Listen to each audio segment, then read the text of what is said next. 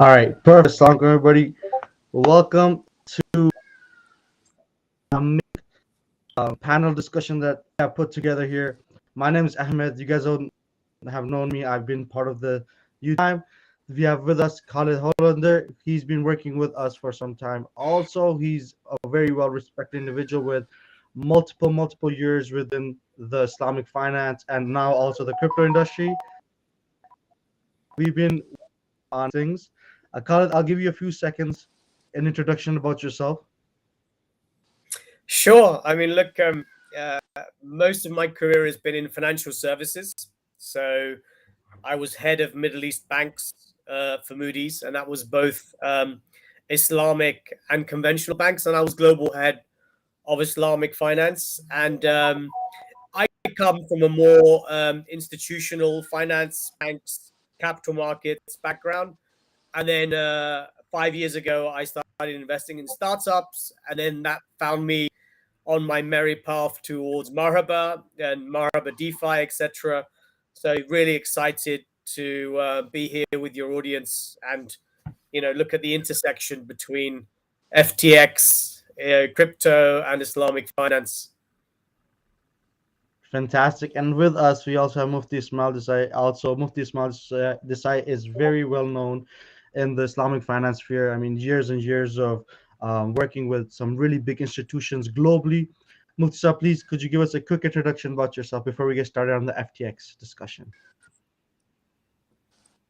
Assalamu alaikum wa rahmatullahi wa barakatuh. I would firstly like to extend my sincere shukriya and gratitude to the management of Marhaba and the broader management of Marhaba for hosting this very important exclusive program. Just to provide a few words on myself, I am a Sharia scholar as a Mufti, as a Juro consult and the School of Economics, and I worked at several institutions. I'm also the chairman of Global Islamic Financial Services, which is a global Islamic investment bank and asset management firm. And alhamdulillah, under this firm, we developed and executed over 140 Sharia products, from sukuk transactions to Sharia compliant logical funds to various other innovative structures. So that is a brief background on myself. I've also authored Islamic Finance. Inshallah,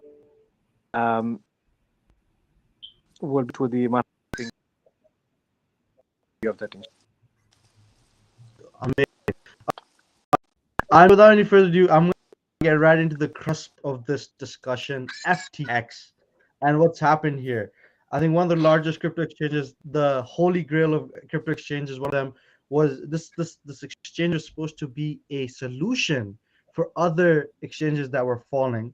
And now themselves and 130 other affiliate companies have filed for Chapter 11 bankruptcy, which is not a small thing, especially for an industry that's just starting up and it's supposed to be a solution to the financial system. Right now, it's having some problems. So when you guys heard about this, what was your initial reaction? I'll start off with Khalid, and I'll kind of move back and forth between you guys. Sure. I mean,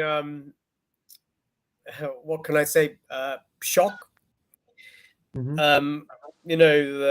This is one of the top, in theory, one of the top exchanges in the market, widely used, and its CEO as widely celebrated as one of those legendary sort of crypto figures.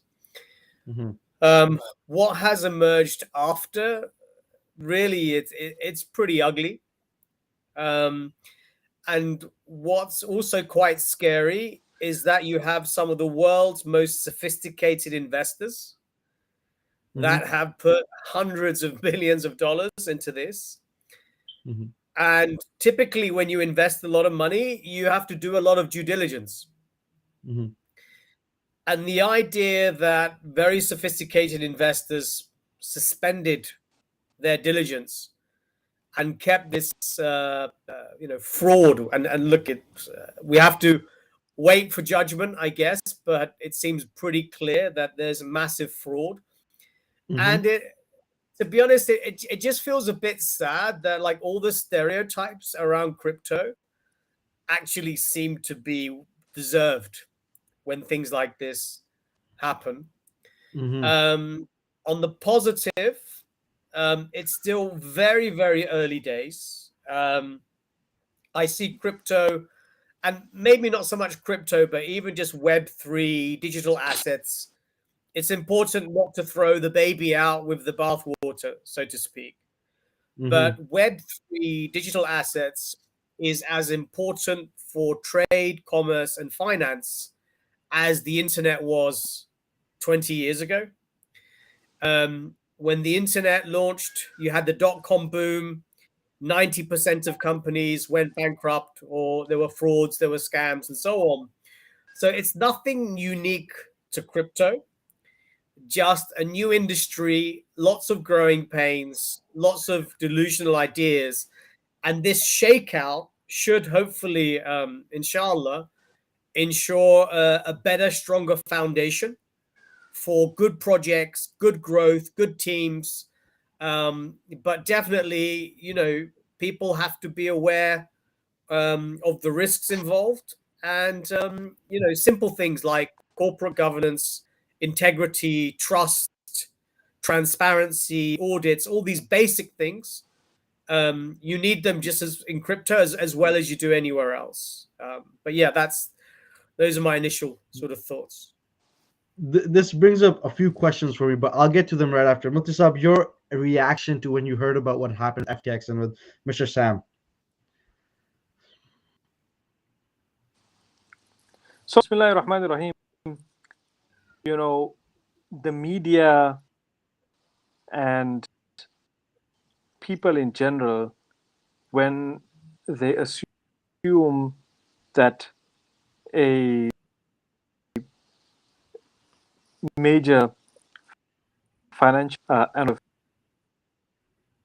financial that is involved in crypto as an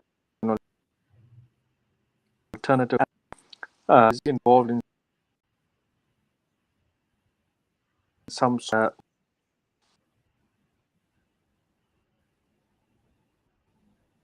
they would exaggerate to create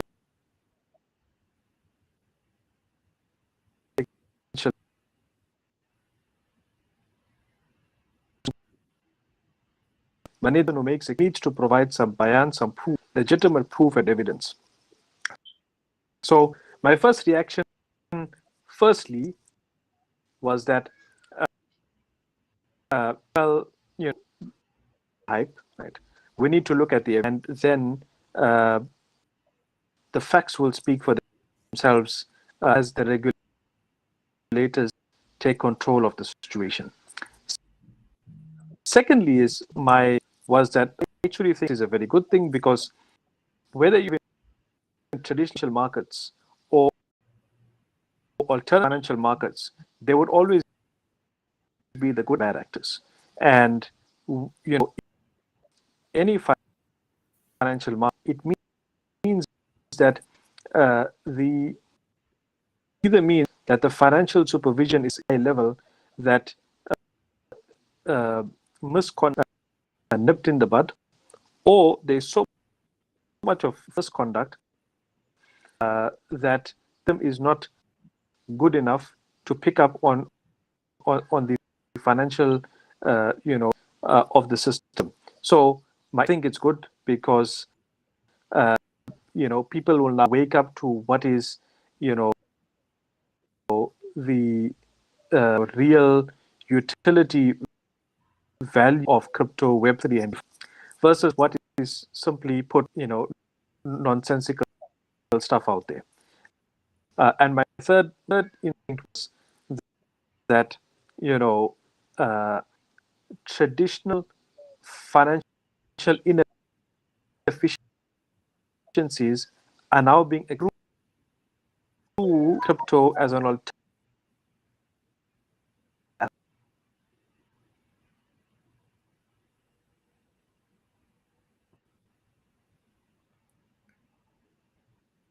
Would from the traditional Web3 blockchain, and they started to replicate of um,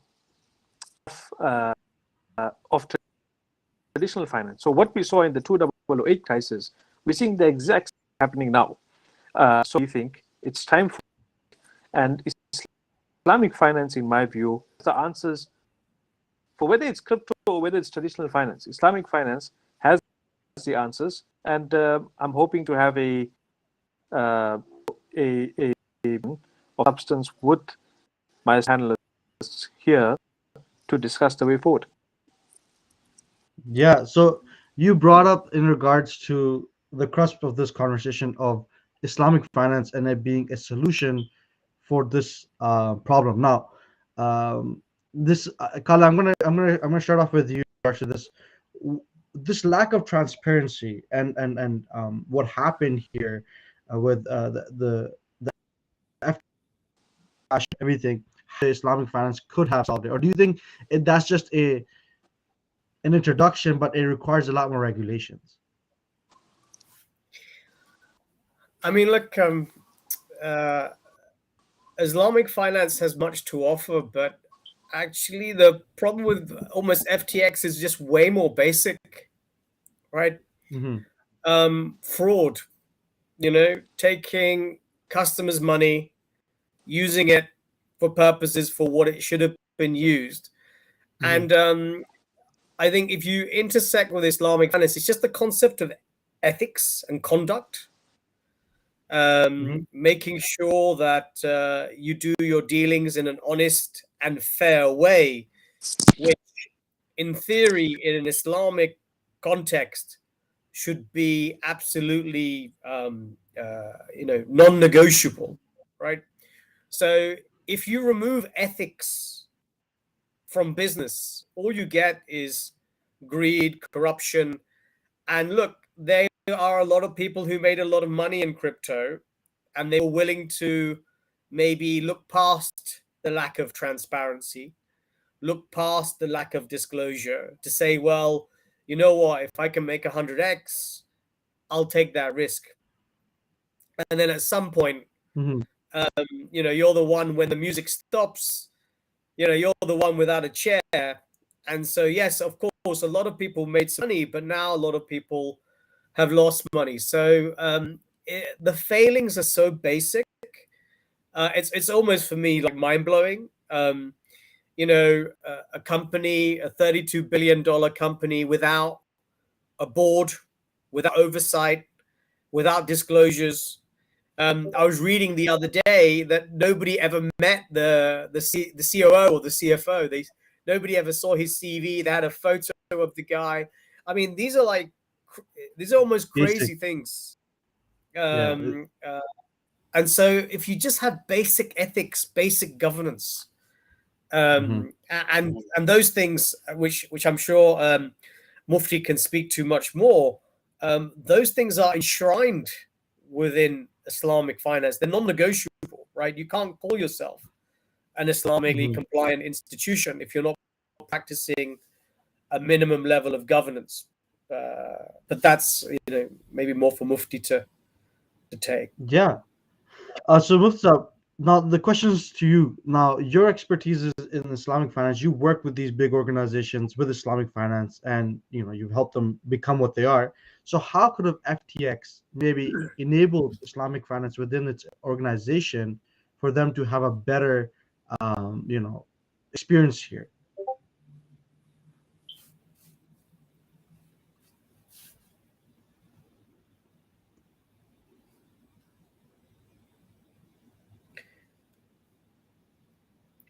I guess he didn't like your question, Ahmed. It could be. It could be. Mufti Ismail, are you back?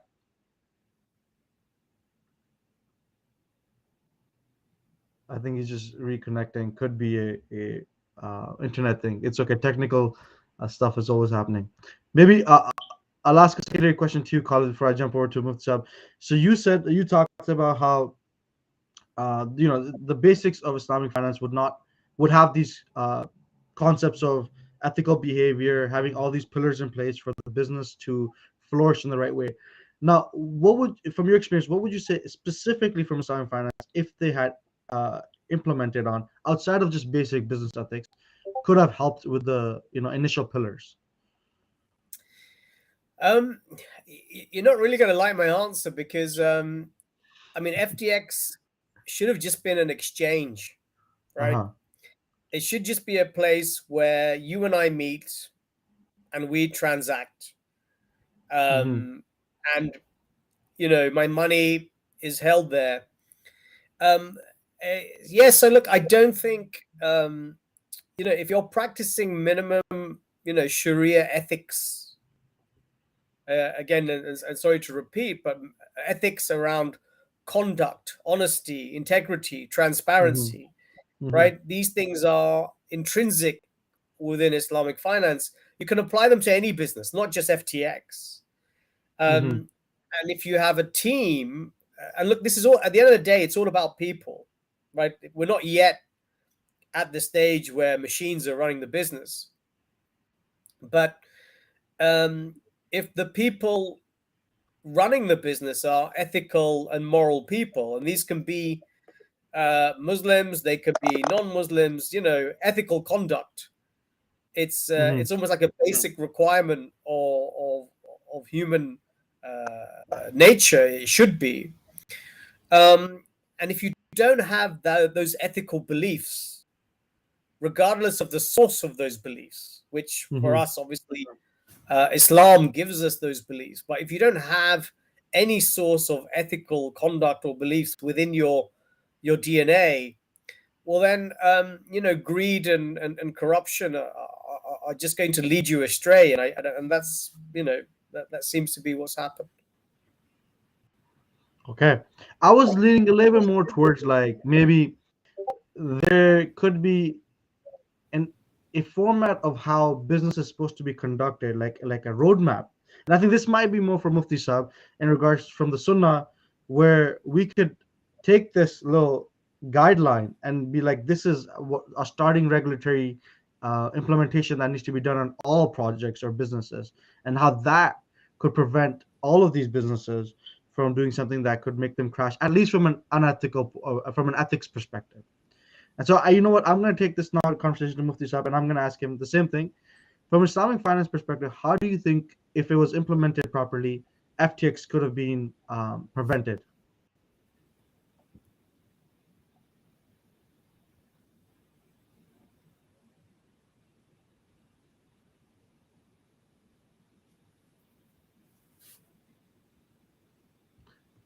There still might be a smaller lag.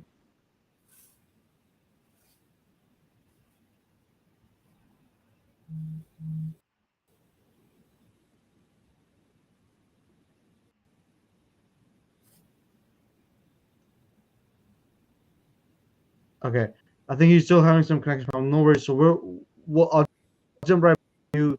Khalid, what do you think about what I'm saying there? That if there's any specific guidelines that we have from the Sunnah, that if that was implemented, it could prevent. Unfortunately, I'm not your guy. Unfortunately, like I don't have the depth or the fiqh or the sunnah or the hadith or the body of knowledge to Uh-huh. quote directly from the sunnah. I can just tell you that having worked in the Islamic finance sector, that you typically have a Sharia board Mm-hmm. and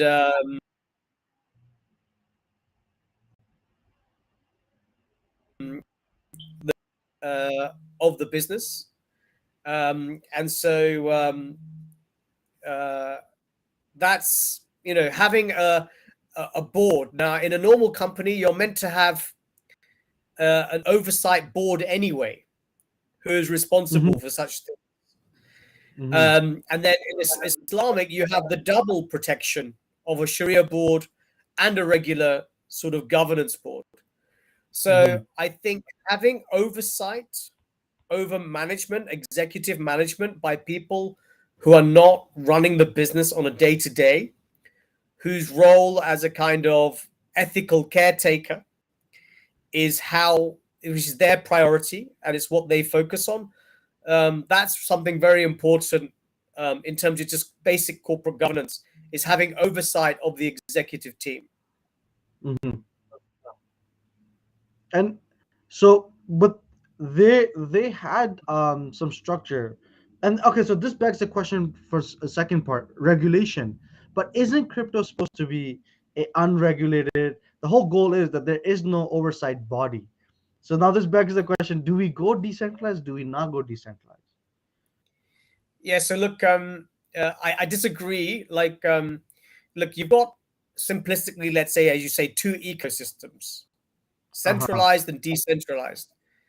Hmm. If we stick with centralized for the time being, and FTX was centralized, um, in centralized systems, you're managing people's money, you're taking people's money. Hmm. Any business where you are taking other people's money, right? Hmm. You can't leave it to human nature. I think it has to be regulated.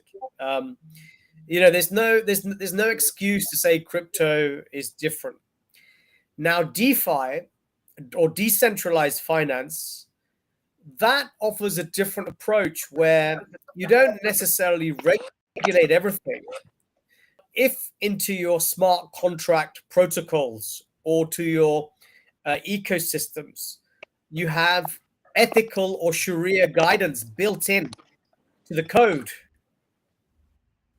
well, as long as that code was designed and written by ethical and Sharia minded people in mind, then that Hmm. ecosystem, in theory, could function without regulation because ethics is hard coded into Hmm. the business. But I don't think we're there yet. I think we're still a distance from that. But while you have centralized institutions taking people's money effectively, it needs to be regulated. It needs to have oversight and simple things like audits, having independent auditors, having Hmm. independent directors. You know, Hmm. it's okay if you're a small company and you're a startup and you've only got 4 people running a business, but if you're a $30 billion business, with 5 million customers, there's no way that organization should ever have gained that type of traction. And actually, I did a post on my LinkedIn. FTX was regulated in Hmm. Bahamas, in Switzerland, in all over the place. It's Yeah. so this, in theory, it's a regulated institutions, but regulators just have literally had no idea what was going on. And I think, Hmm. a few of them were probably asleep at the wheel, right? Um, and there needs to be a bit of a hard look around all these organizations that gave them licenses. Hmm. And then, if you are in the business of regulating, well, then you have to be held accountable to what you did as well as a regulator. So you're actually putting some more accountability on the regulatory bodies because maybe a part of them didn't do their job fully. Yeah, I mean, look, I saw in the UK, I think the FCA said, look, we're not going to regulate sort of, what you do with your crypto. If you lose your money, tough. Big red warning sticker. You know what? If you do this, your money's at risk. But if you're Hmm. selling onshore to UK customers and so on, then you have to be regulated and so on. So if you're going to take the view, though, that you're going to give a stamp to someone, like in the Hmm. Bahamas or in Isle of Man or Cyprus, I think in Europe it was in Cyprus, for example. If you're going to give somebody a regulatory stamp, well, then I think you're obligated to back up that stamp with Hmm. diligence and governance. Okay, so I think there's a shared responsibility is what I hear here. Okay, so I think we have Mufti Ismail back. Mufti Ismail, I had asked Khalid about a specific question in regards to, is there anything from Islamic finance, like a roadmap or a guide that could have been implemented for FTX or exchanges alike, and many exchanges that are to come, that could have prevented this crash or prevented this debacle?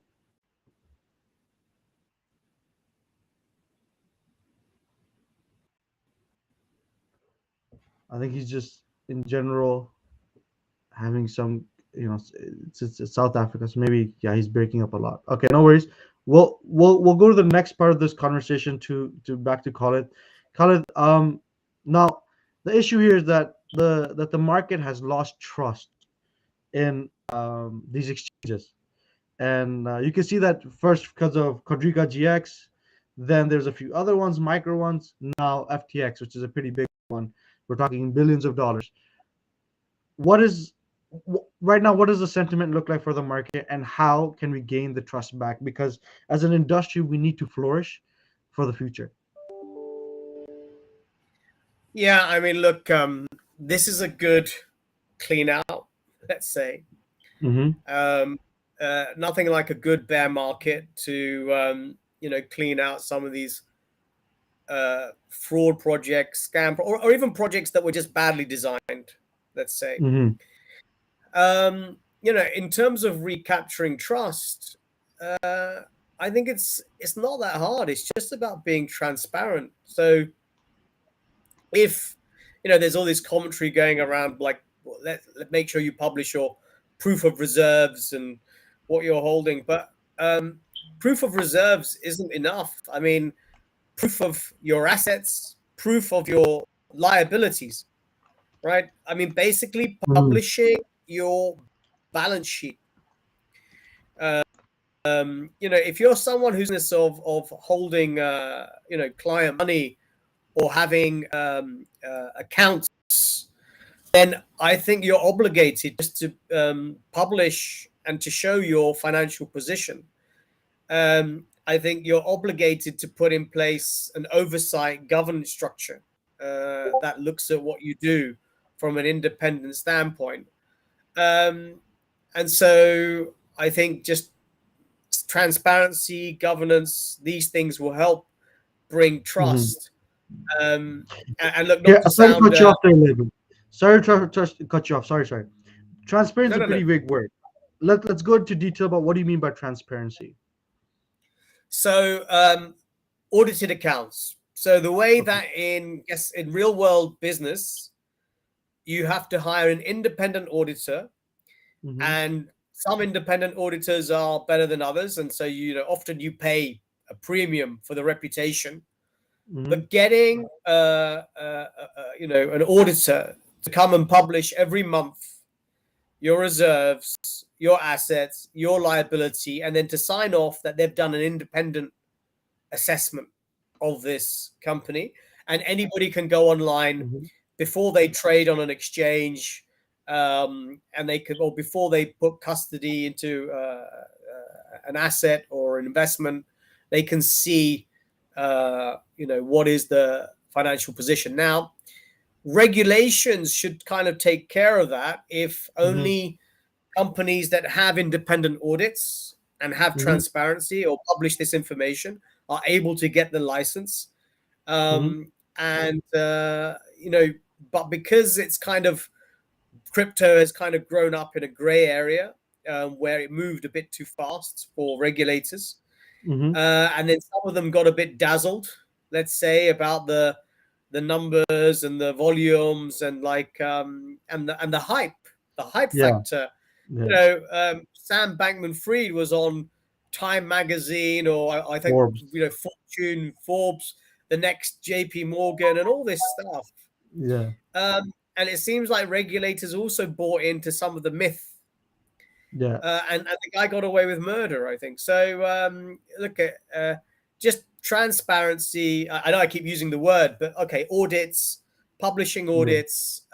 If you're holding client money, then you should be obligated to publish your financial soundness Yeah. for third parties to review. And I think, again, companies of a certain size, you need to have a board, with a focus on risk, with a focus on governance. So individuals whose job it is to, kick the tires and make sure that the business is being run in a sound way. And then for a halal institution, some of that role should be undertaken by the scholars who are involved as well. And so this is a very good point you brought up, and this is a conversation that I actually had with the Marhabas board.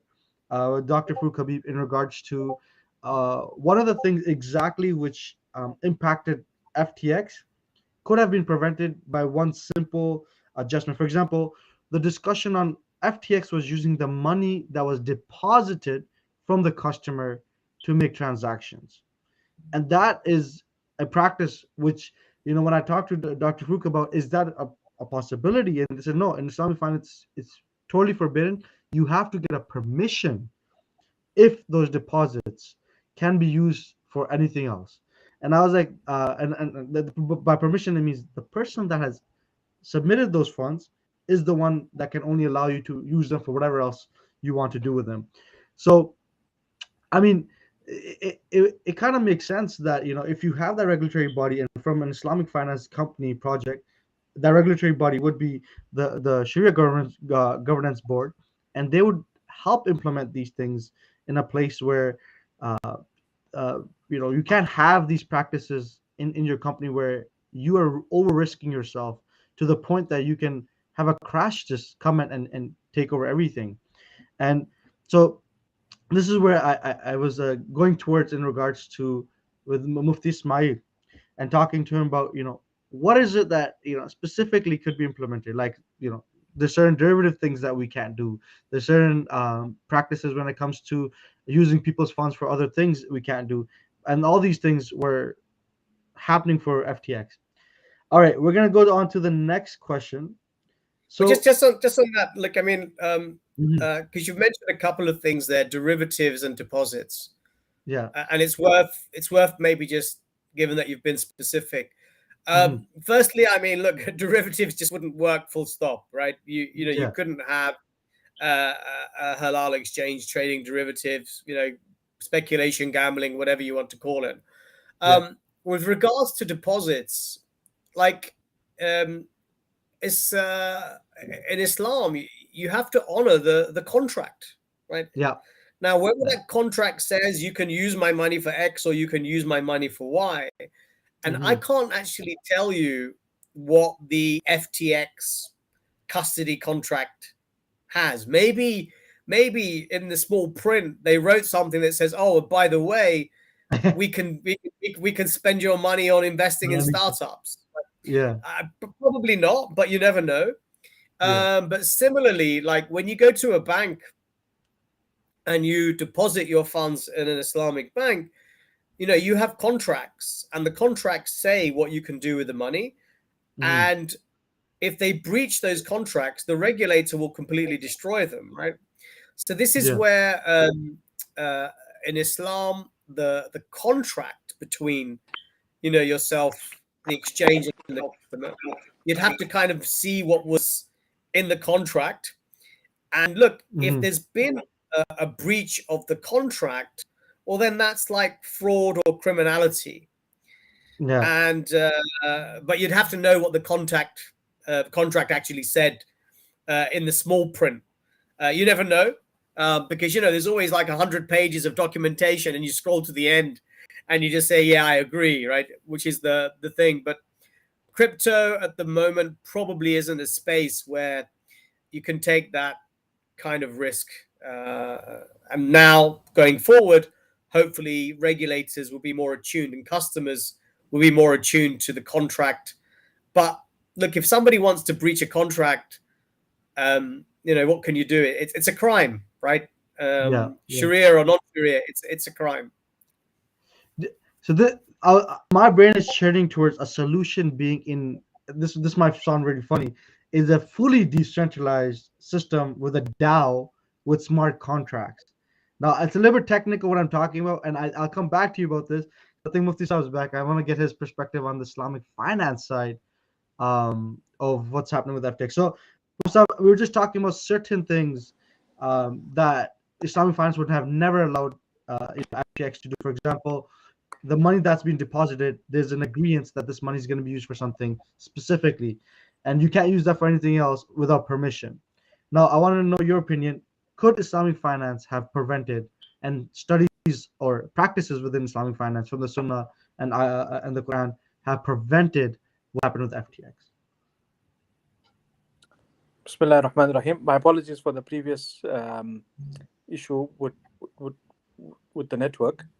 But can you hear me properly now? Yeah. Okay, so I just want to address the previous issue around ethics and just make a few comments on that, and then I'll circle back to your specific question. So, from an ethical perspective, it is Muslims that to earn a halal income, this is a fard, an obligation after an obligation, and this is why the hadith of Rasulullah sallallahu alaihi wasallam says that طلب كسب الحلال فريضة بعد الفريضة, that to seek a halal Sharia compliant income, this is a fard obligation after an obligation. In other words, that just as it is fard for us to perform our salah, to go for hajj, to dispense of zakat, etc., equally it is fard and obligatory upon us to ensure that our financial dealings are 100% Sharia compliant. So remember that Islamic finance is not only a profit making motive, it is also about how we it is also about fulfilling our religious in terms of fulfilling a fard obligation, right? Secondly is, when we talk of business ethics, we all know the hadith of Rasulullah sallallahu alaihi wasallam that فَإِن صَدَقَا وَبَيَّنَا بُورِكَ لَهُمَا فِي بَيْعِهِمَا. This is the hadith in Bukhari, one of the most authentic books after the Quran itself, in which Rasulullah sallallahu alaihi wasallam says, if there are two parties, al-mutabayyan, if there are two transacting parties, فَإِن صَدَقَا وَبَيَّنَا بُورِكَ لَهُمَا فِي بَيْعِهِمَا. If they are both transparent, if they are both truthful,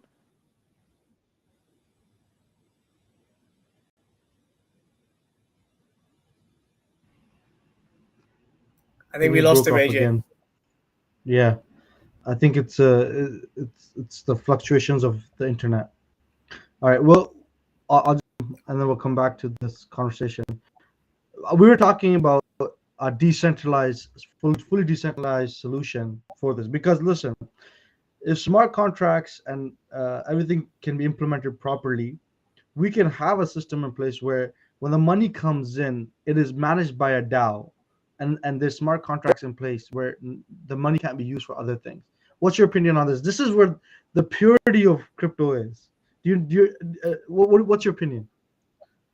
Yeah, so what you're describing is something quite exciting, and actually, to me, kind of represents the sort of ideological pinnacle of where you could get to, but there's a lot of hurdles in between there and here, and maybe like it's worth sort of for the audience. I mean, look, the idea that you have an organization that is run by the community for the community is something very aspirational. It's very desirable.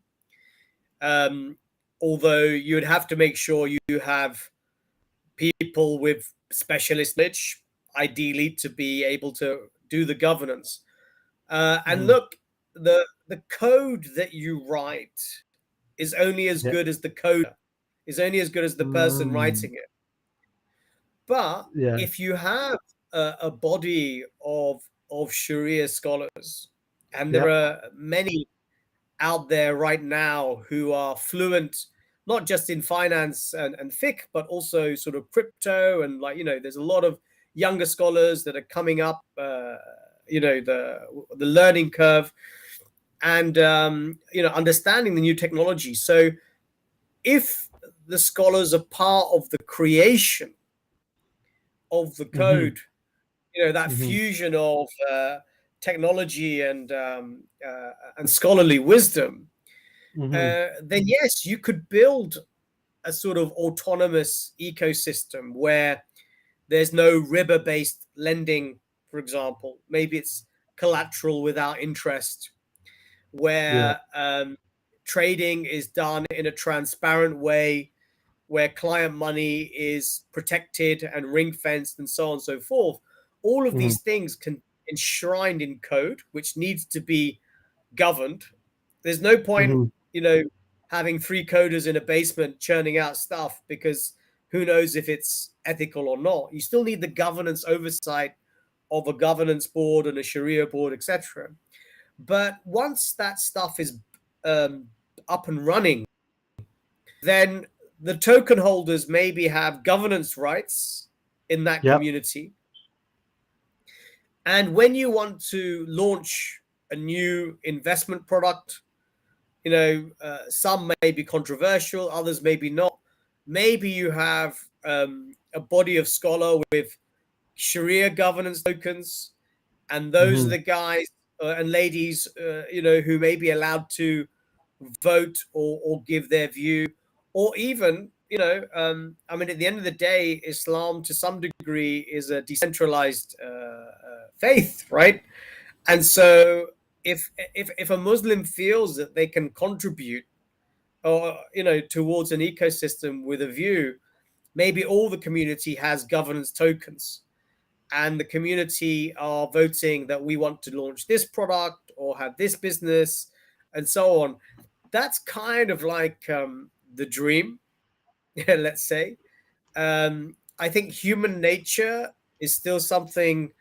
I think we're still a bit too greedy by nature and a bit too short term. But that's where Islam, can give us that long-term guidance, that sort of spiritual guidance. Is, look, don't think short term. This is how you should run your finances. This is how you should run your business. And can we codify that in some way? I think we can. You will still have the different schools of thought. If you look at Islamic finance in Malaysia versus the Gulf, there are some different ideas. So maybe you might then have a Malaysian Islamic DAO and an Indonesian Islamic DAO and a Gulf, you still might have different systems. But as long as the code is transparent, then the user, the community can say, okay, these are the principles that this DAO is being run by. And I will participate in this ecosystem because it's halal and it suits the way that I want to practice my business. So I think it's a fantastic idea, but I think we're probably earliest 5 to 10 years earliest away from this type of ecosystem. Okay. Before I get into the next question, I just want to ask the audience, anybody have any questions in regards to DAO, in regards to FTX, in regards to ethics, Islamic finance, put them in that comment section. Even if you just want to ask some other questions in crypto, put them in the comments and I will try to pick up those questions and put them out here.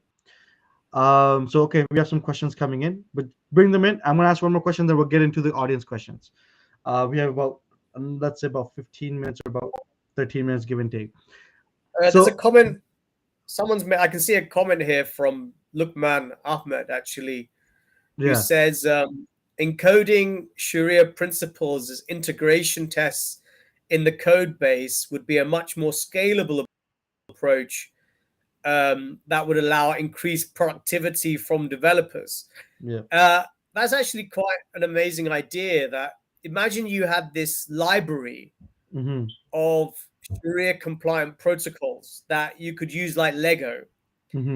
And the ecosystem, I mean, look, the Marhaba ecosystem is one day, well, not one day, but aspires to be an open ecosystem where other people can build their financial products, their NFT products, their business products on the Marhaba ecosystem.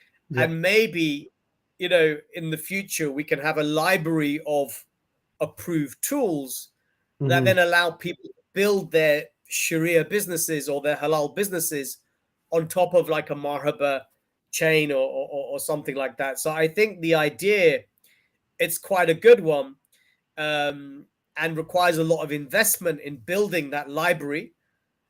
But let's see. I mean, thanks for the contribution, Lukman. Yeah. So this was actually part of the question I was going to come to. I was going to say, since we are on the Marhaba channel, I was going to ask you a little bit more about, in regards specifically to Marhaba, what is going on in regards to this because in the white paper we talk about this. We talk about the Sharia governance board. We talk about the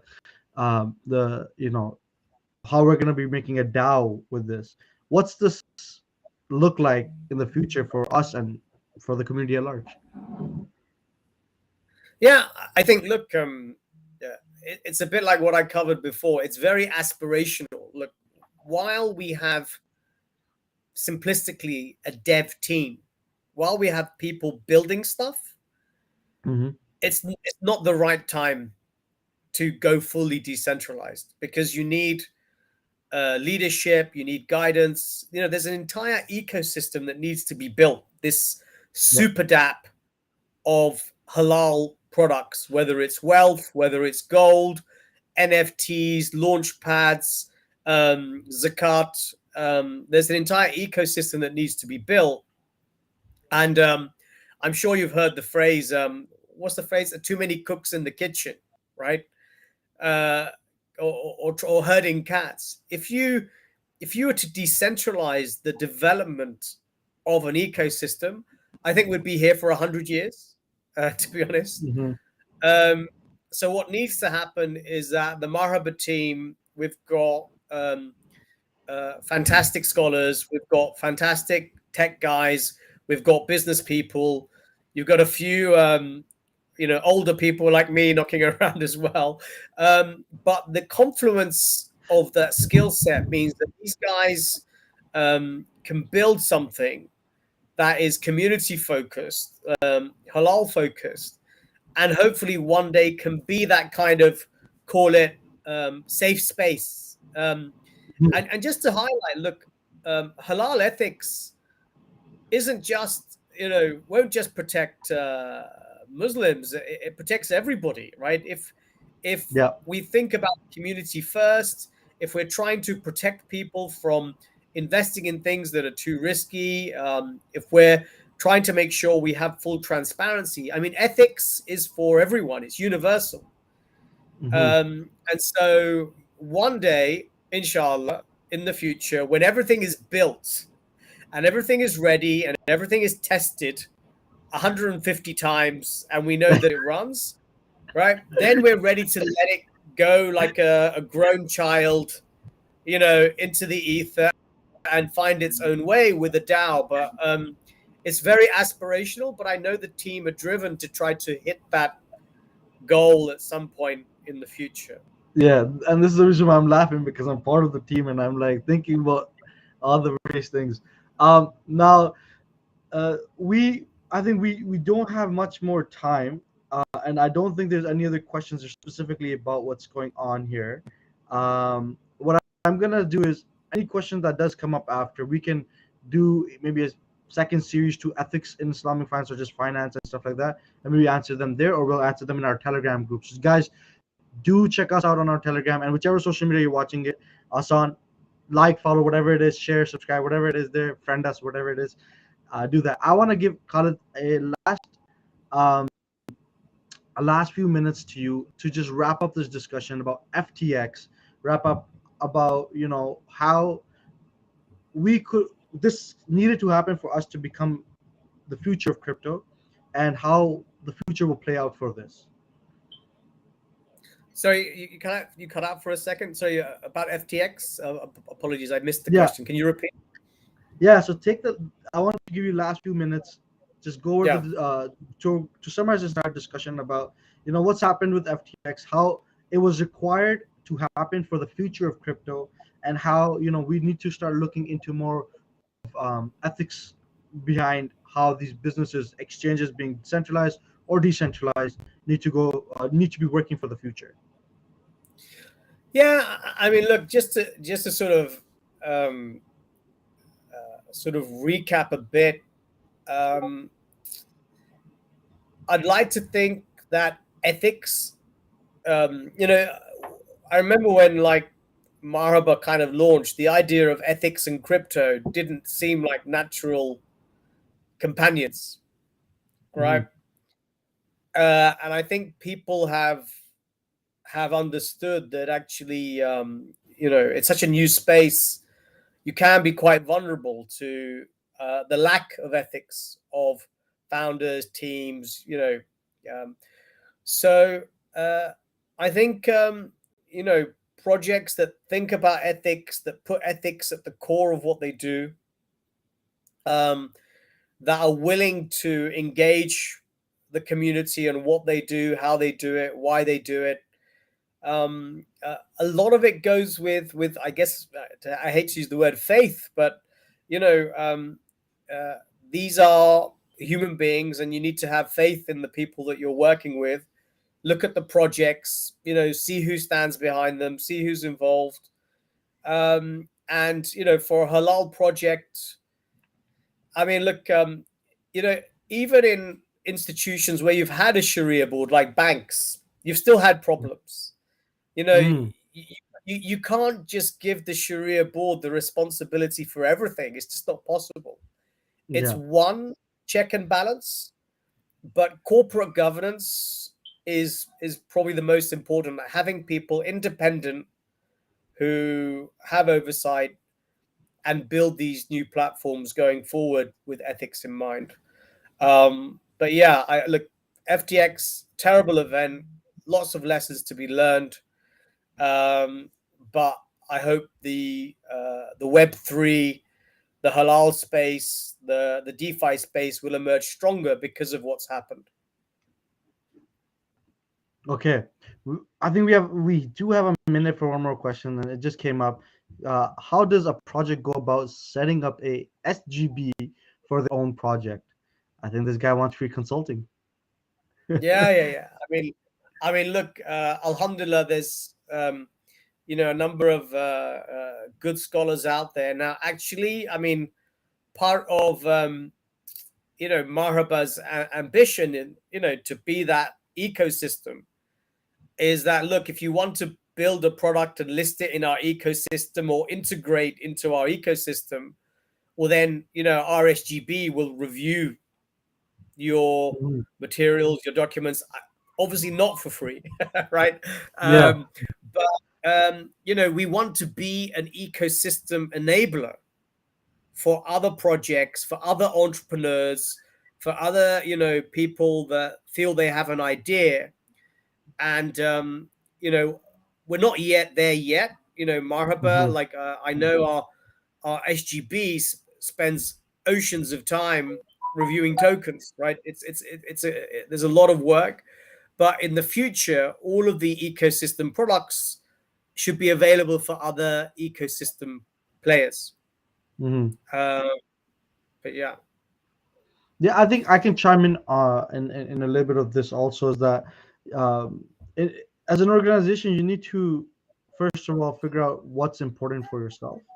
What is it that is your morals, values, and ethics? And if part of that is a requirement to have a SGB, then for sure, go out there, find the right people, and implement, integrate them into your organization, and then give them an autonomous body where they have some responsibility and accountability to make decisions and help make the other decisions within business, to make sure that everything that's being done is within the alignments of Sunnah and fiqh, and nothing can be implemented in a way that exposes the organization for something like what happened with FTX. All right, so I see there's more questions coming in now. We are pretty much. So look, I don't know. Can we overrun a bit or not? How does this work? Let's do it. Okay. So look, we've got a Mr. or Miss Coppola, who is very really agitated by fiat money, and talks about most modern money is created by banks to make interest-bearing loans. Interest is haram. Monetary system is haram. And then if you're converting haram fiat into tokens, and then it's halal, please can you share some light? So look, these represent my personal views, and I'm not as wise or as scholarly as Mufti Ismail and others. Look, fiat money, where you create something from nothing, and yet you can buy real goods and services. unbacked money, I think, doesn't sit well from a halal standpoint. But because it's legal tender in your country, if the government says it's legal tender in the country, then I think by the sort of necessity, you have to work within the legal laws of that country. So I think it's an uncomfortable fit for Islamic finance, but because it's the law, legal tender, even though it's fiat and backed by nothing, is an issue. Tokens backed by fiat are simply fiat stablecoin tokens. I'm a huge fan, and it's very prevalent within Islam. Asset finance, real world physical assets. So tokens that are backed by metals, minerals, services, real estate, anything of physical, tangible value. As in, it shouldn't be infinitely creatable. So Bitcoin requires energy. Bitcoin requires computation. So I have it on good understanding that many scholars, including our own, believe Bitcoin is halal. But look, Coppola, you highlight an obvious problem of the financial system, and that's why DeFi maybe for the first time in hundreds of years offers us the chance to try to build something new, but let's see where we go.